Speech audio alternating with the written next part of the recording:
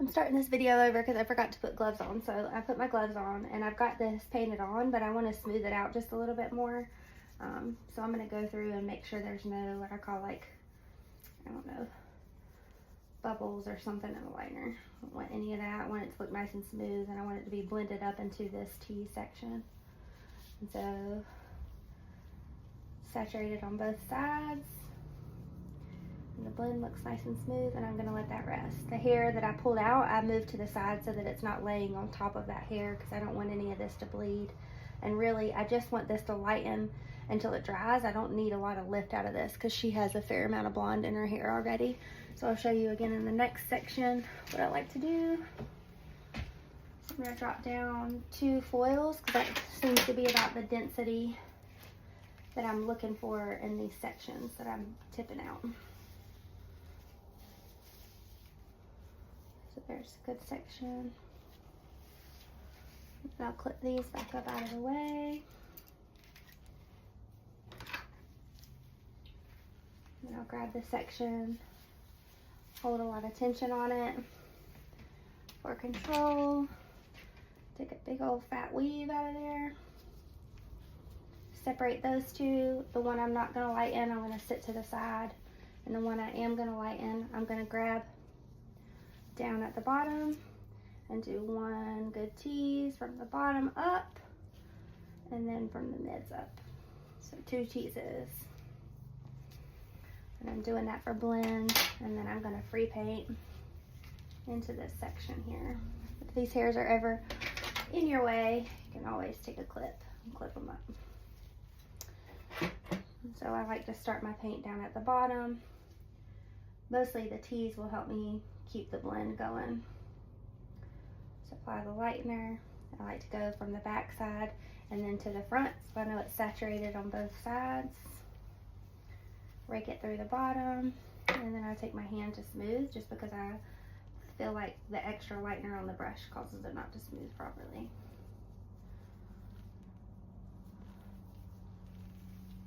I know you have good saturation, so I'm sitting the lightened area on top of itself.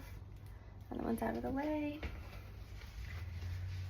And then I'll work my way up through both of the back sections like that, and then when I get to the front, we'll talk about what I'll do there.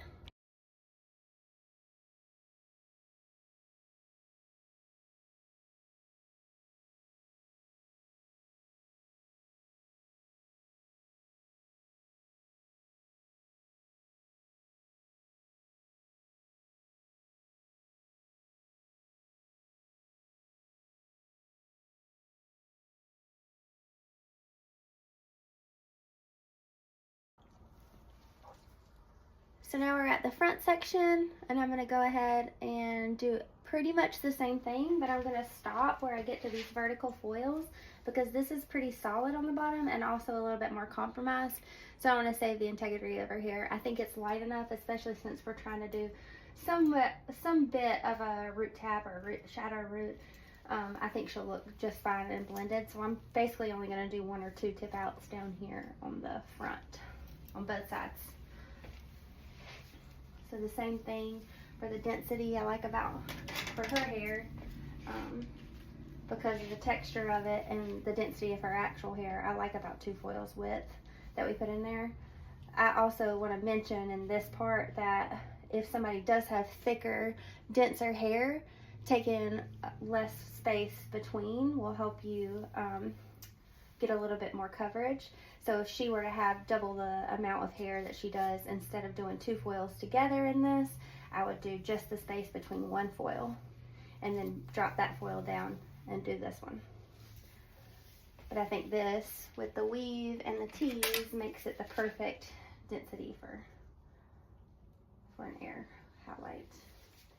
Also, when I'm weaving,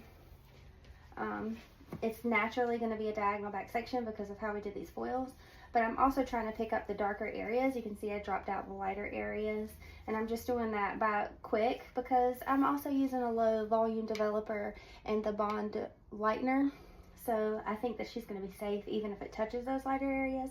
However, I'm just trying to be conscientious of that. So I've weaved it, now I'm teasing it. And then we'll put the lightener on there. What I like about this part of the service is that it's not a long drawn out section usually. This is just a good way to get more brightness towards the ends without taking a whole lot of extra time. So she's saturated on both sides, so I'm going to make sure that she's nice and blended and rub that in with my hand. I personally like to do that. Some people like to do it with their brush, but I like to see the softness in it. I like to see where it's going to touch because this lightener shouldn't really spread too much. So I like to know exactly where it's going to be hitting. And I'll let it drop out. And I'm pushing all of the hair that I'm not using, like this is clipped out of the way, and this can be pushed forward because there's only going to be one more section on this side, so I think it'll be fine without clipping it. But if they have a lot of hair or dense hair, again, I would use a clip or whatever you need to do to separate those and keep them separated, because this can lay on top of that and it will dry out and it won't lighten those other areas, but there's a time between when it's wet and when it's dry, and at that point it will lighten.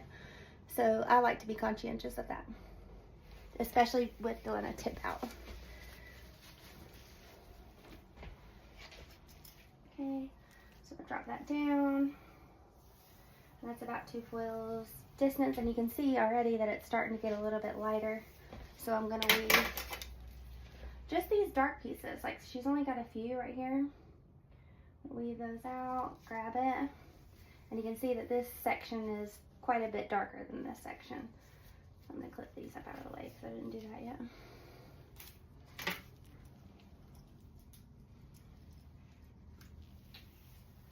Alright, I've weaved them, I'm teasing it. And then I'm gonna lighten it. Grabbing it from the back to make sure it gets fully saturated. And then I usually work my brush up as I'm going towards the mids or the top section of the hair, so that I can see these bumps and lumps, and I'm going to smooth them out with my hand so I know that they're going to lay right. I'm going to drag that through the ends and lay the lightened area onto the lightened area. And she's done in the front on this side, so I'm going to mirror it on the opposite. Okay, so we pulled all of our foils and I shampooed her out, conditioned her, and got all of her tangles out from her tease. And so right now she's sitting somewhere between a 9 and a 10, depending on which section you're looking at. But by the majority, she's at a 10. So I'm going to tone her at the 10 because I do want her to have some light reflection in it. And so if she does have a little bit of warmth, it'll look nice because it'll help her feel brighter. So I'm going to tone from a 10G, which is here on the color wheel. And I think I'm going to use a 10 AV about dead in the middle. So half and half, 10 AV with 9 volume and dim out on her ends. And then at her root, I want to keep her natural.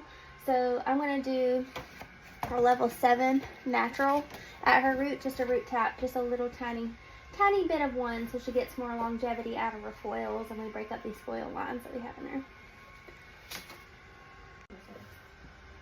Alright, so I'm going to do a standard 4-quadrant sectioning, and I'm going to apply the root tap, and I'm just really going to tap it. It might go in 1/4 of an inch. I don't want to cover a whole lot of that.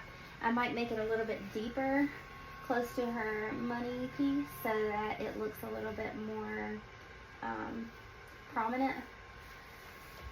And then I'm going to tone her ends. So at the root, I'm using actually a 7NA, and at the ends, I'm using a 10A and a 10V mixed equal parts with 9 volume in both.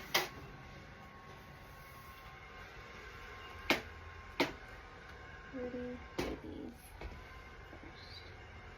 Actually, hold it down for me.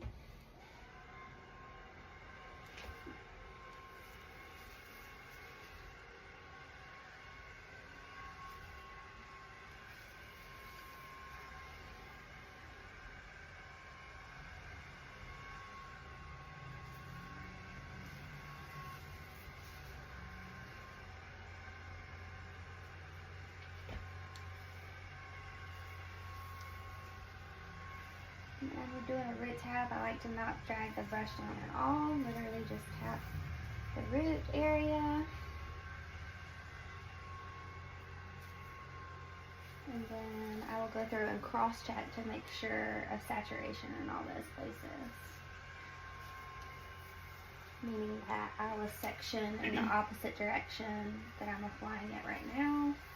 So I'm doing horizontal sectioning, working my way through it pretty quick. The toning portion shouldn't take anywhere near as long as the rest of it. And I love a good root tap because it softens this root, but because it's semi-permanent, as her hair grows out, that will fade. Sorry, I don't know if I said semi or demi, but what I meant was semi-permanent, and as her hair grows out, that will fade, and it'll keep her highlights looking at about the same position for quite a long time. Okay, so now I'm going to cross-check, so I'm going to take some vertical sections, and I'm going to separate that hair. We're just going to make sure that all those areas are super saturated, because you might miss a few hairs by just tapping and not dragging. But I'm only touching it if it needs it. I don't want to overdo it. I'm not going to add a bunch of color up here. I don't want it to squeeze down. I want this to look very natural, very blended. Okay. The root tap in this section looks good, except for maybe right here. And then I'm going to take the end mixture, the 10A and 10B. I'm going to apply it through the rest. And I leave their hair a little bit damp because that does help the color to saturate the hair a little bit more. It helps it thin it out a little bit more to move it around, since this is a toning service and not a full coverage service.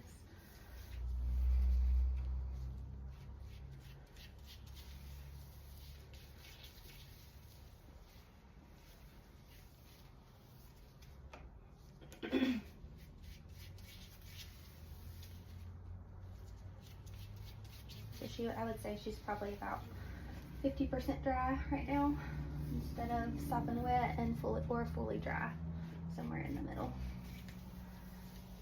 Makes it easier to blend.